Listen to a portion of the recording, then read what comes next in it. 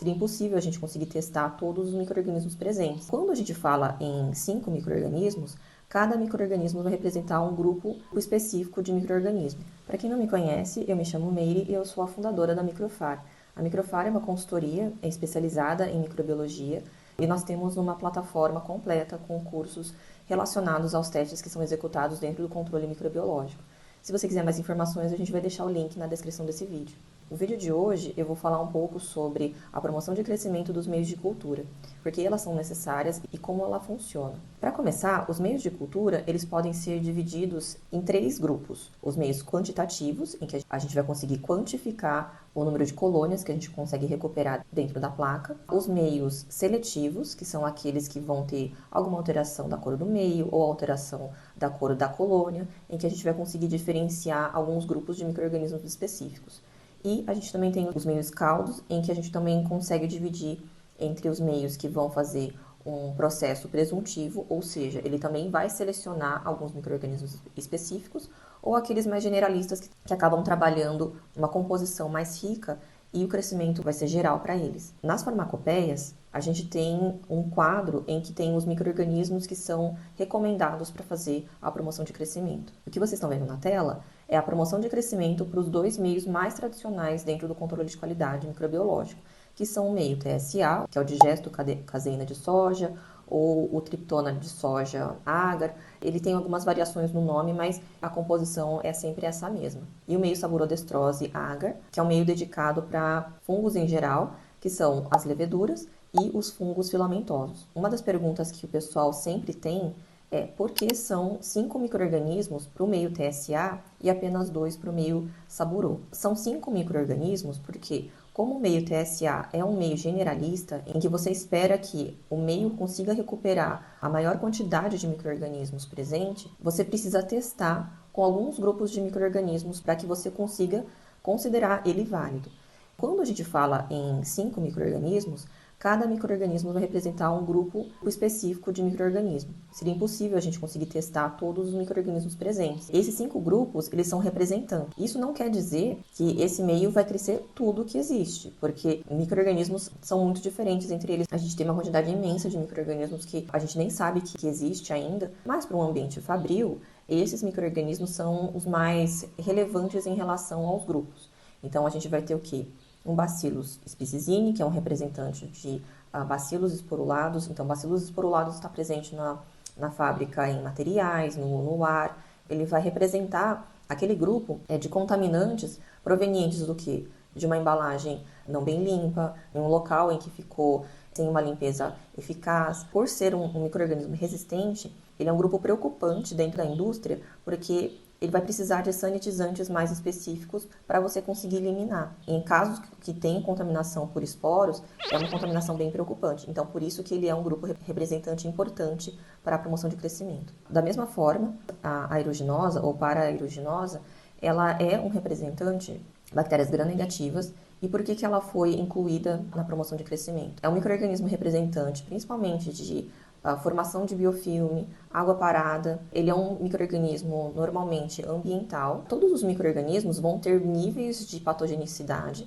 mas quando a gente trabalha com ambiente fabril, normalmente esses micro-organismos eles não são patogênicos, porque a gente está trabalhando com matéria-prima, não está trabalhando com pessoas doentes, então são normalmente micro-organismos não patogênicos. Mas o grupo de pseudomonas e o grupo de micro-organismos formadores de biofilme, eles são grupos de micro-organismos preocupantes, porque eles podem formar biofilmes em locais como tubulações, em tubulações de água, e isso é muito preocupante porque ele vai prejudicar na qualidade final do seu produto. Então é por isso que a gente acaba colocando eles também dentro da promoção de crescimento. Já o Staphylococcus aureus, ele vai ser um representante de bactérias gram-positivas. E por que ele é importante? Staphylococcus aureus, ele é um representante normalmente de micro-organismos humanos, originados principalmente da pele. Ele tem várias variações também de patogenicidade. Tem um grupo de estafilococos que é natural da nossa pele. A gente também precisa ter esse micro-organismo para conseguir recuperar aqueles micro-organismos que são provenientes da operação. É comum encontrar, principalmente, monitoramento ambiental, porque a gente é a maior fonte de contaminação de um processo e não tem como evitar esse tipo de contaminação. É importante a gente recuperar se houver a presença desse micro-organismo. Já a Candida albicans, a gente coloca ela como um representante de grupo de leveduras. Leveduras, elas têm um metabolismo diferente de fungos filamentosos e leveduras normalmente também está associado com contaminações de origem humana.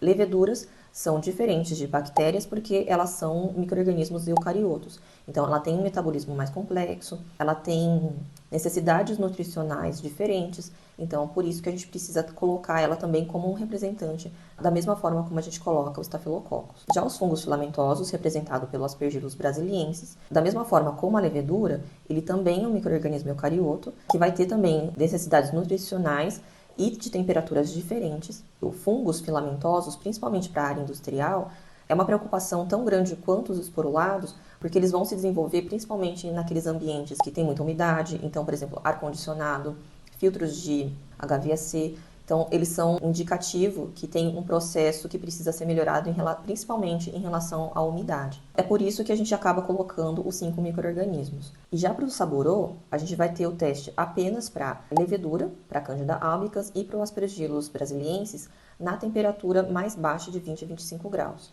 Isso porque esses micro-organismos, eles precisam uma quantidade um pouco maior de açúcar para se desenvolver melhor. Então, no TSA, eles vão se desenvolver, eles conseguem se desenvolver, mas o meio ele não é tão propício para o crescimento desses 2 micro-organismos. Então, a gente vai precisar também ter um meio mais apropriado para esses 2 micro-organismos. Já para os meios de cultura seletivos, tanto o caldo quanto agar, a gente tem alguns micro-organismos que a gente chama de indicativos, ou promoção de crescimento, ou ainda inibitório. Qual que é a diferença entre esses 3?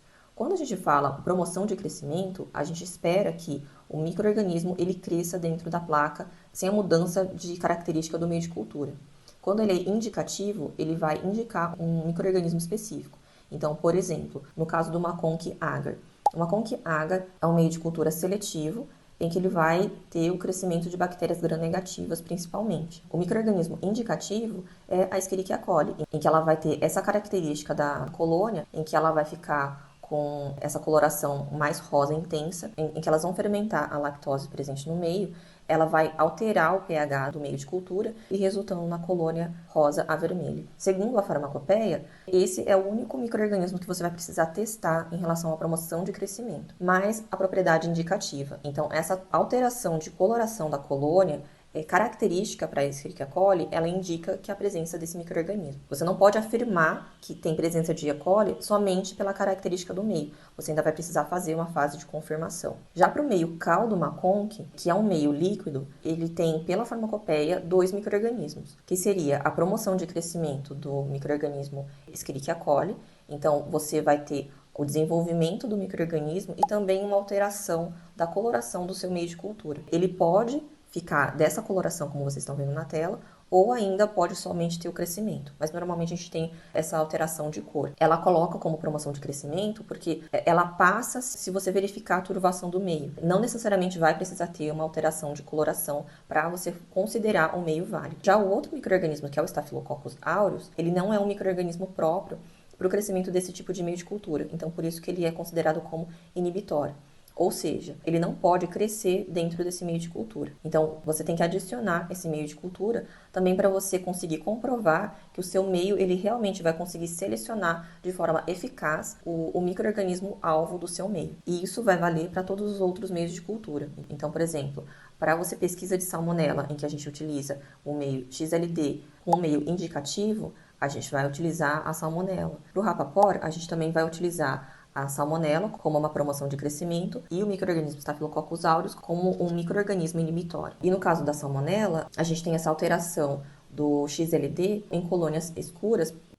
Ela cria um composto chamado sulfeto de hidrogênio, que vai criar um complexo com citrato de amônio férrico, produzindo essas colônias pretas. Já o meio cetrimide, ele é um meio específico para a presença de pseudomonas. E quando a pseudomonas aeruginosa ela cresce dentro desse meio, ela vai produzir uma colônia esverdeada e ela tem um aroma característico de uvas. Normalmente o pessoal fala que é um cheiro de uva podre, mas é um cheirinho de uva. Já o agar-manitol, ele vai ter uma quantidade bem alta de sal, E essa quantidade, ela inibe outros micro-organismos além do grupo de Staphylococcus. O manitol vai ser metabolizado pelo micro-organismo e é ele que vai gerar essa coloração amarela que vocês estão vendo na tela. Nós ainda temos também a pesquisa de outros micro-organismos já não muito tradicionais, como por exemplo o Clostridium sporogenes, que normalmente é pesquisado como talco, e a característica dele é o crescimento dele no meio colúmbia, mas não tem uma alteração da característica do micro-organismo. A gente também tem a pesquisa de Candida albicans, que é pelos meios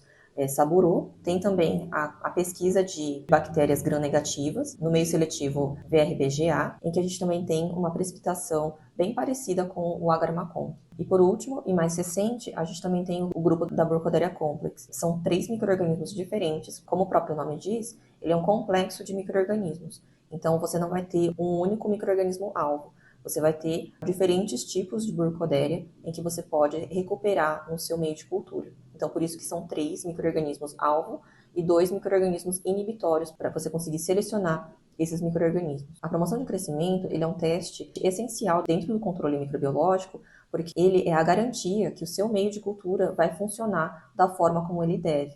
Então, se você não tem a recuperação dos micro-organismos na quantidade que ela deveria, na forma como ela deveria, você pode acabar tendo resultados falso negativos. Isso pode ser algo muito prejudicial, porque você pode acabar liberando produtos contaminados sem você saber. A promoção de crescimento ela vai ser o início da cadeia do seu teste, seja ele para liberação de produto, como numa contagem microbiana, seja ele no monitoramento ambiental, numa avaliação de análise de água. Para todos os testes em que você faz o uso de meios de cultura, a promoção de crescimento, ela nunca pode ser ignorada. E como a gente interpreta os resultados de promoção de crescimento? Na promoção de crescimento, você tem que ter uma referência ou de um meio de cultura já válido, ou ainda de um inóculo padronizado. Então, como que você faz? Você vai colocar, conforme a especificação da farmacopeia, uma quantidade menor que 100 UFC por meio de cultura, e você vai verificar a recuperação dessa quantidade em comparação com o seu meio de referência ou com o seu inóculo padronizado. E essa recuperação, ela não pode variar de um fator de 2. O que isso quer dizer? Ela representa uma recuperação entre 50% a 200%. No exemplo que a gente colocou, se eu tenho um meio de cultura em que o meu meio de cultura referência, ou seja, um meio já aprovado, ele teve uma recuperação de 44,5 colônias e o seu meio novo teve uma recuperação de 40, você sabe que 44,5 é a sua referência, então ele é o seu 100%. E você quer saber quanto isso representa em porcentagem do seu meio novo. Então você vai colocar 40 igual a X. Você vai fazer a sua regrinha de 3, então 40 vezes 100, dividido por 44,5, obtendo então 89%. 89% ele está dentro da faixa de 50% a 200%, então seu lote está aprovado. Essa faixa de 50% a 200% é uma faixa grande, porque os testes microbiológicos ele tem uma variação alta intrínseca do próprio método. A gente vai explorar um pouco melhor sobre isso quando a gente falar sobre distribuição de dados, como que o micro-organismo se comporta dentro do meio de cultura. A promoção de crescimento tem vários outros pontos que são importantes a gente verificar, principalmente no preparo do micro-organismo, como a gente coloca a incubação para alguns, por exemplo, para o Clostridium, a gente vai ter alguns requerimentos importantes no processo de esporulação, de cultura. Ele é um teste normalmente visto como simples dentro do controle microbiológico, mas tem algumas complexidades que a gente acaba não dando muita atenção durante a nossa rotina. Se você quer saber mais sobre esse teste e sobre testes mais completos dentro do controle microbiológico, o link desse curso está na descrição desse vídeo e no comentário. A gente termina essa aula rápida de hoje. Eu espero ver você no próximo vídeo. Até mais!